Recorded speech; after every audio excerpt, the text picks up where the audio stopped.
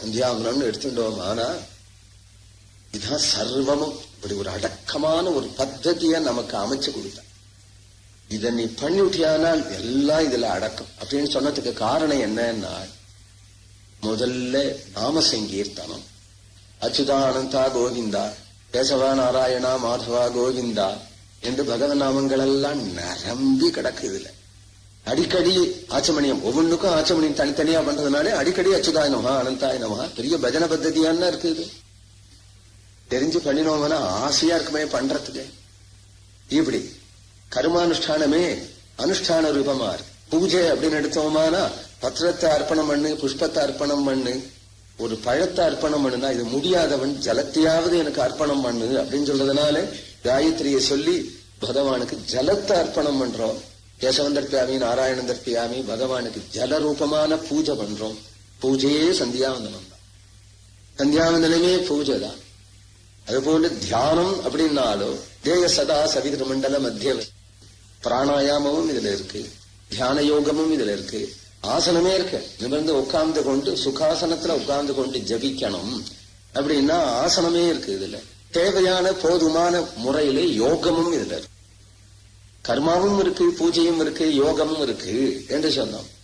அடுத்தபடியாக என்ன இருக்கு அப்படின்னா ஞானமும் இருக்கு. ஏன்னால் அர்க்கியம் கொடுக்கும் பொழுதே அசாவாதித்யோ பிரம்மா பிரம்மைவாகமஸ்மி.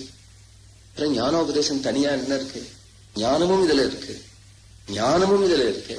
அப்புறம் என்ன பகவத் சரணாகதி அப்படின்னு சொன்னாலே சரணாகதியில போய் முடியறது. துவாரகா நிலையாச்சிதா கோவிந்த புண்டரீகாட்சா ரட்சமாம் சரணாகதம். கர்மயோகமும் இதுதான். எதனாலே காகேன வாச்சா மனசேந்திரியவா புத்தியாத்மனாவான்னு சொல்லிட்டு ஒரு தீர்த்தத்தை விட்டு நான் எதெல்லாம் மனோவாக்காயங்களால பண்ணினேனோ எல்லாம் நாராயணாயேதி சமர்ப்பயாமி. ஒரே ஸ்லோகத்துல கர்மயோகமும் இதுல. அப்புறம் என்ன பகவன் நாம சங்கீர்த்தனம். மந்திரேனும் கிரியாகேனும் ராய்ச்சித்தான் அசேஷாணி தபக்கர்மாப்தகாணிதி ஆணுதீஷாம் அசேஷானா ஸ்ரீகிருஷ்ணானு ஸ்மரணம் பரம் கிருஷ்ணாய நமஹ. கிருஷ்ண கிருஷ்ண கிருஷ்ணா. சந்தியாவந்தனம் முடிஞ்சு.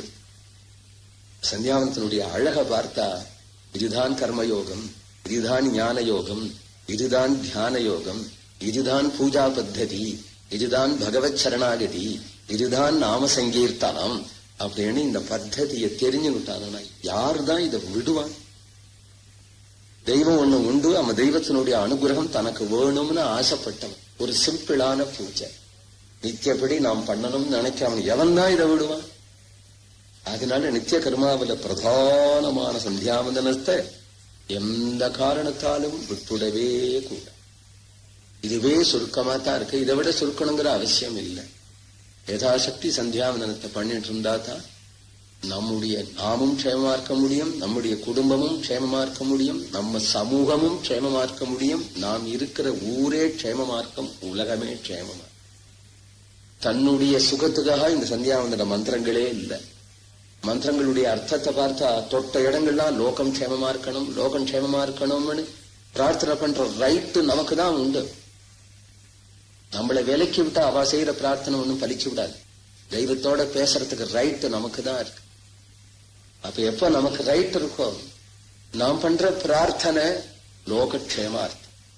அப்படியே மந்திரங்கள் அமைஞ்சிருக்கிறதுனால கீழு பிறந்துட்டு நம்மளை நாம் வீணாக்கிக்கலாம். நம்முடைய தேஜஸை நம்மளை காப்பாத்திக்கணும். அப்பேற்பட்ட உத்தம ஜென்மா பிராமணோஸ்ய முகமாசீர் என்று புருஷ சூக்தமே சொல்றது. அதனால அனுஷ்டானத்தை தவறவே கூடாது.